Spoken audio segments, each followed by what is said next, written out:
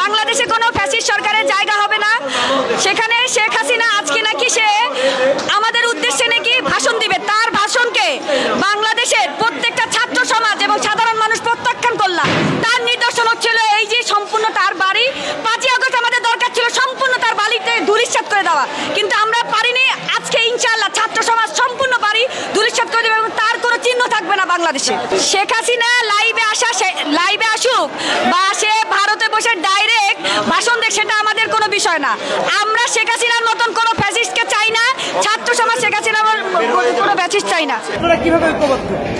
এই ছাত্ররা রাস্তায় নেমে শহীদ হয়েছে, যাদের জন্য শহীদ হয়েছে, হ্যাঁ, আহত হয়েছে ভাই, হ্যাঁ, দেশের স্বার্থে সেই 36 জুলাই সেই 36 ইয়েকে আবার আজকে ধরে রাখার জন্য যতবার নামতে হবে রাস্তায় ততবার ছাত্ররা এক হয়েই নামবে ইনশাল্লাহ।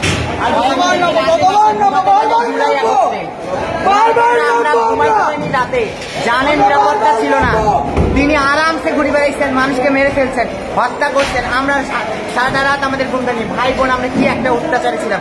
আজকে ওর বাড়ি আমরা শেষ করবো, আজকে এখানেও কবর দিব। সাহস থাকলে লজ্জা থাকলে আয়, এখানে আয়, এখানে আয়, তোর মোদিক নিয়ে আয়, তাই করুক।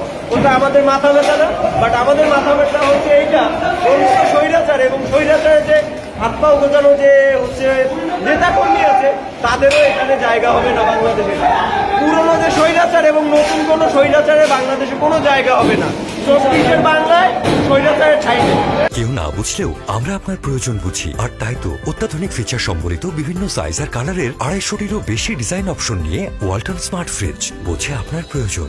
হাসিনা এর জন্য মূল কারণ, আওয়ামী লীগ মূল কারণ। অ্যাকচুয়ালি আওয়ামী লীগ কি সেটা আমাদেরকে আমরা বুঝি নাই। আওয়ামী লীগ হচ্ছে ইন্ডিয়ার একটা অঙ্গ সংগঠনের নাম হচ্ছে আওয়ামী লীগ। কারণ সে দীর্ঘ 17টা বছর দেশের অর্থনৈতিক এবং মানুষকে গুম হত্যার মধ্যে ঠেকেছিল। যখন আমরা ছাত্র জনতা যখন আমরা রাস্তায় নেমে আসলাম এবং আমরা প্রাণ দিলাম, তখন তাকে আমরা বিদায় করে দিলাম। তা আমরা মনে করেছিলাম যে হাসিনা আর আসবে না, কিন্তু আমরা দেখতে পেলাম যে হাসিনা ইন্ডিয়া থেকেও আমাদেরকে হত্যার হুমকি দিচ্ছে, দেখে নেওয়ার হুমকি দিচ্ছে, ছাত্রদেরকে হত্যা করার হুমকি দিচ্ছে এবং দেশের ষড়যন্ত্র আরম্ভ করছে। তাহলে আমরা এই কারণে 32 নম্বরকে ভাঙতে আসছি।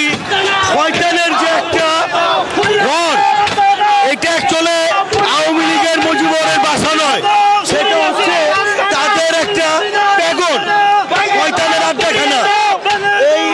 এই কারণে আমরা সেই ভবনটাকে আমরা ভেঙে দিচ্ছি।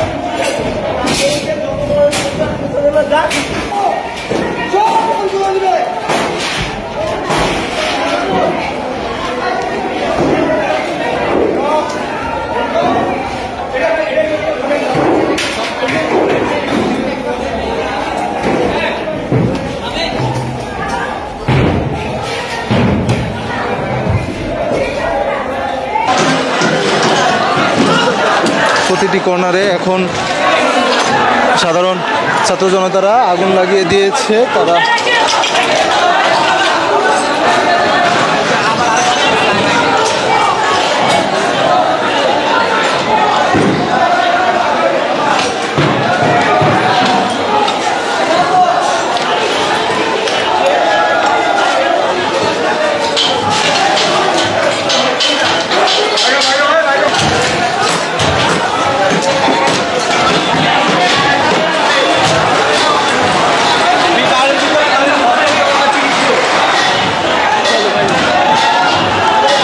32 নম্বরের অবস্থা আপনাদেরকে দেখানোর চেষ্টা করছি।